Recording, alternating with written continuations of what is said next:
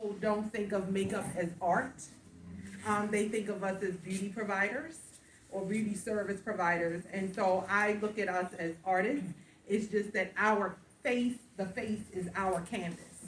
And so I created Concrete Beauty, and she's a model, and we were in the basement of my building, and it was all concrete bricks. And it reminds me of growing up in our neighborhoods, and sometimes, it's a little dilapidated. Sometimes the buildings aren't so pretty. Sometimes all we see is bricks, and sometimes, we don't see the beauty in some of our situations. But I want you to know that beauty is very concrete. It is something that is inside of you. You make it with your existence, with your appearance, with how you show up.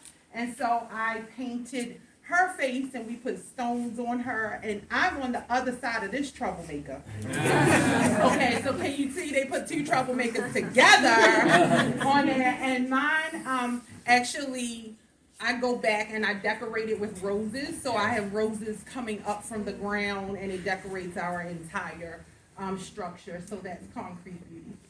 Thank you.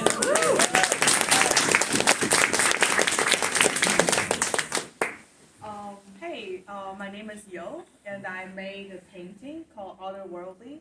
I don't think I gave too much thought on the painting. I don't have like a super deep concept behind it, actually. I first, when I was thinking about creating a mural for a public space, I was thinking about, why don't I just do something fun, something like everybody can appreciate, like nothing too deep, because there's not going to be a didactic panel, there's no artist statement next to it. Why don't we create something that's like cartoony, humorous, maybe a cutesy violence where if you stare long enough, you can find a fun story or fun narrative out of it.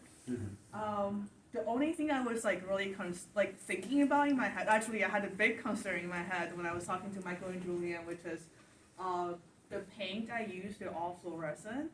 I really don't want it to face the traffic side. So public safety issues, right?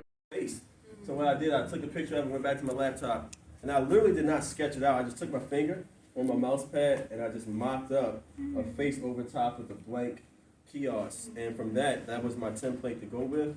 And then I went to Home Depot and got the paints, went to it, and I wanted to create this afro over top of the kiosk. So I put on Instagram, should I go with an Oreos fitted hat, or should I go with an afro? And there was a whole poll on afro, cat, afro. So it was more afros than it was a cat. So at the end of the day, I went with the afro, and I built it with a plastic weather-resistant foam core, which lasted very well. So I had to screw that through the metal, which was really tricky. And I got the paints and went at it and built crooked smiles. It took a couple days, and I went on my cruise, and I left some pieces blank, hoping that nobody would tag it. Came back from my cruise, filled in the blanks, and it was born.